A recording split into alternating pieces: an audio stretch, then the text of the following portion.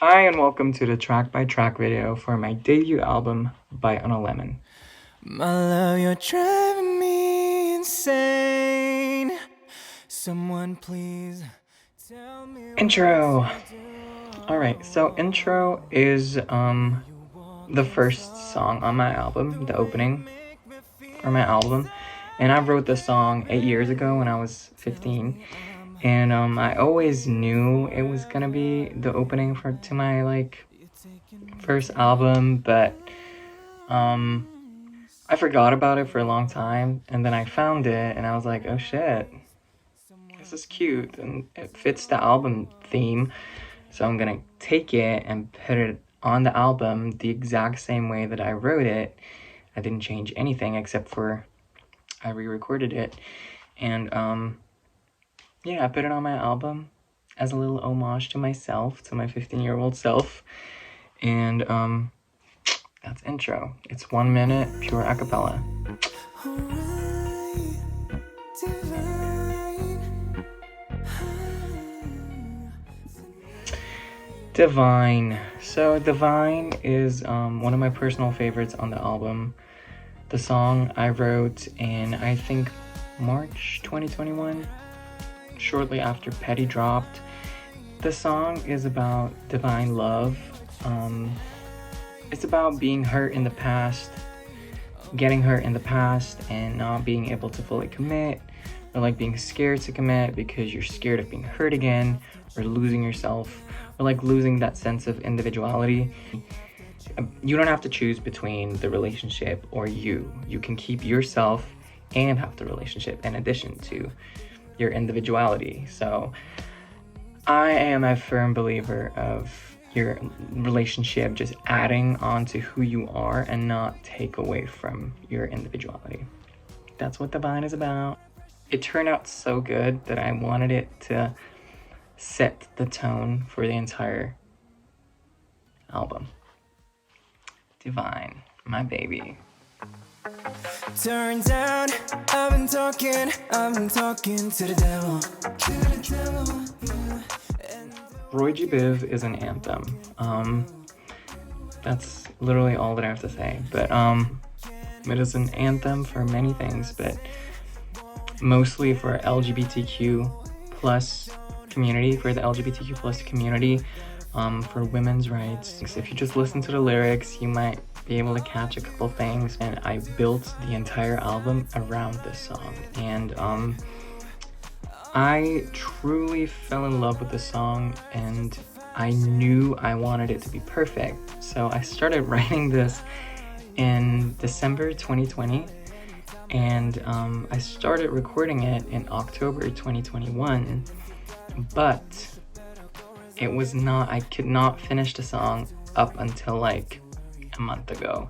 It took me the longest out of all the songs on the album to produce, sing, record. We actually had to re-record the entire song a second time because the first time it was a whole thing, but we recorded the whole song and then we had to re-record everything again.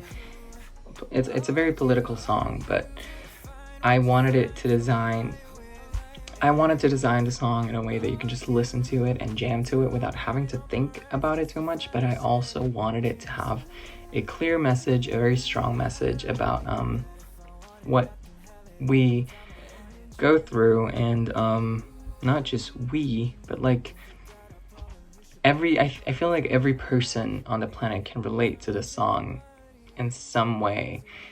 And yeah, I really love this song, and it's one of my favorites on the album. And I worked over a year on this song in the studio, and I hope you guys love it the way that it's turned out. Yeah,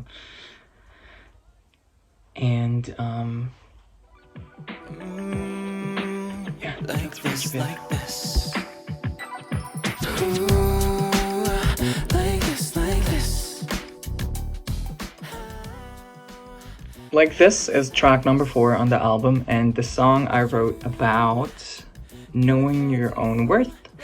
And nobody does it like this. Like, nobody does it like you. You know what I mean? That's what the song is about. And this was actually the last song to be added to the album because I wrote this song in March this year, and it was such an easy process for this song for some reason. I wrote the song within an hour.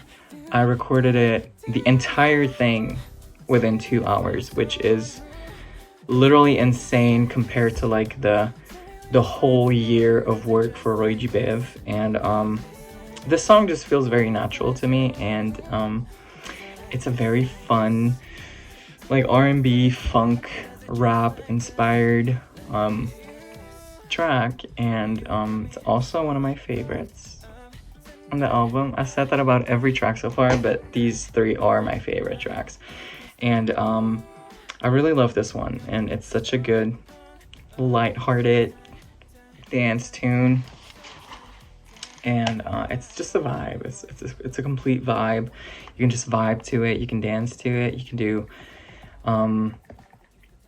loads of things to it. Yeah, that's what like this is about. And I hope you guys love it. I don't wanna stay, I just wanna leave. The way you play me, it isn't fair to me. Dangerous Love was not supposed to be on the album, but I liked it too much to just get rid of it.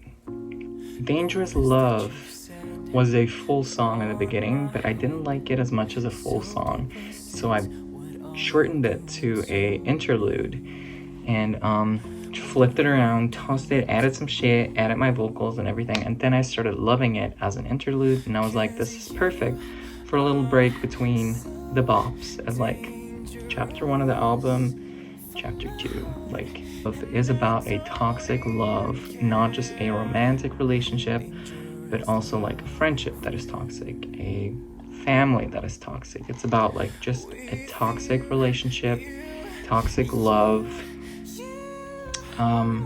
in any form. And yeah, I really love my vocals on this track because it shows more of what I am capable of vocally, which a lot of my songs on the album do not represent accurately, and I really love this one, and I hope you love it. I've been fighting all night, gotta keep it off my mind, but I know that Not Okay is about anxiety. I actually started writing this song when I was having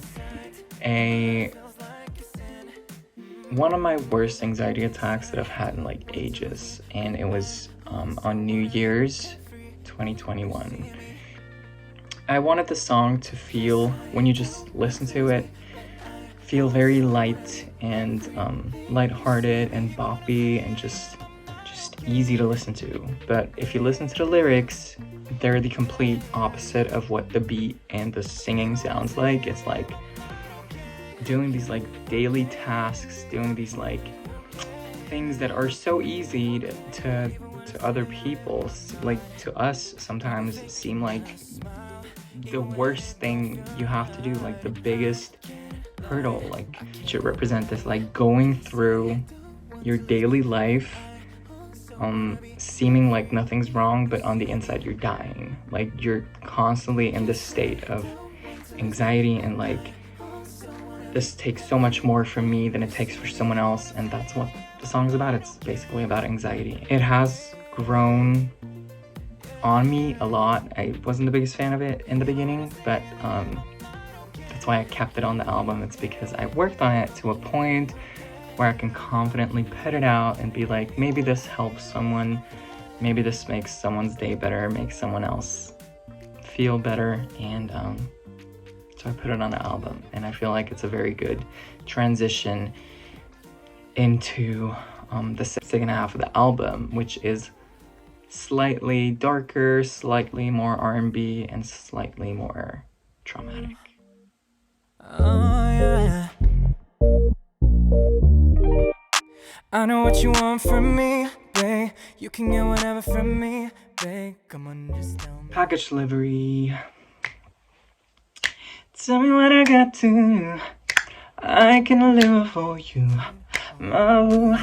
Package Delivery is actually the oldest song on the album. It was written before Petty and produced before Roy G. Biv. It's very R&B, very old school, which is what I personally listen to the most. I decided to put it on the album because I think it's a cute song. It is a moment. It is good enough to be on the album with the other tracks. So I wanted to keep it. It's a cheeky little song.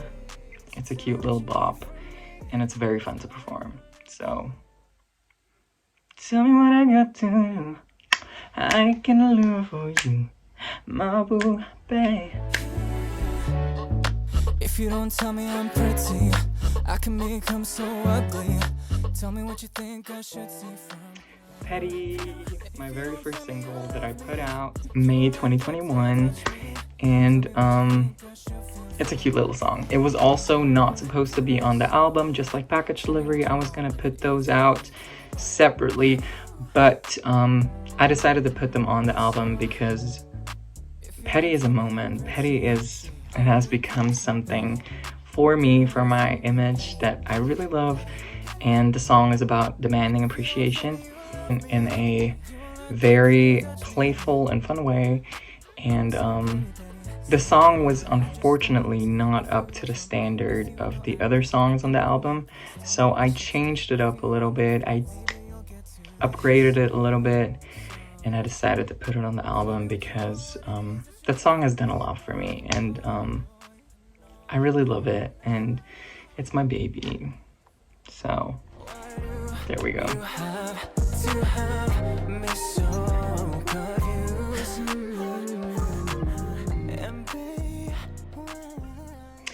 Lovin'. Lovin' is also one of my songs that I wrote around the time that I wrote Petty and Package Delivery, long time ago, and I never intended for it to be out because I thought Package Delivery and Petty were already so R&B, but then I was like, you know what, I'm gonna put it on the album because I love this song so much.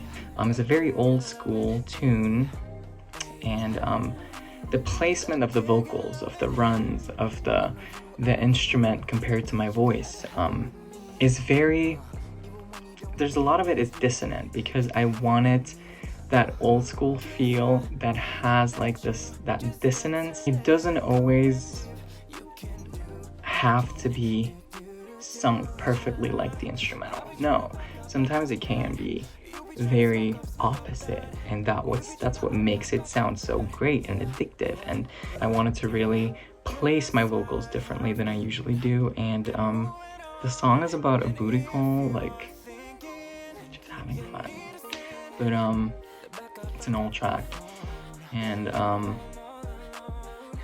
I love this one. I couldn't move on without releasing this one, so I decided to put it on the album.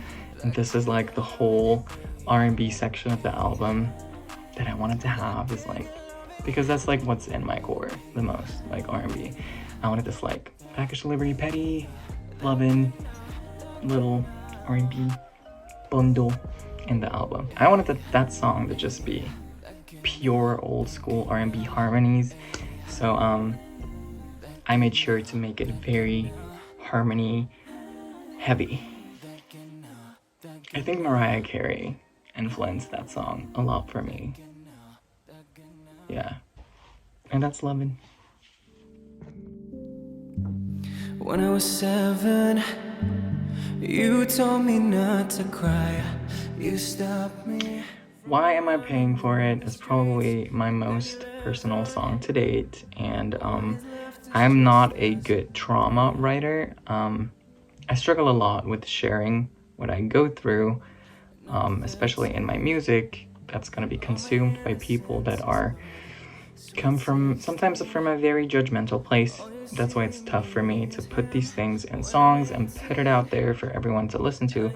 But this song is like, it scratches the surface of what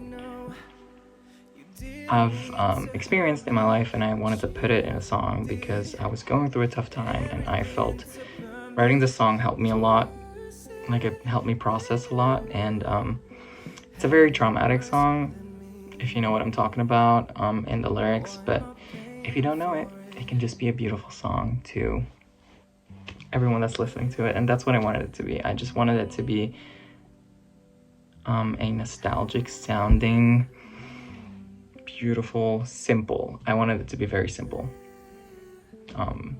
Yeah, song. Oh, here we go again.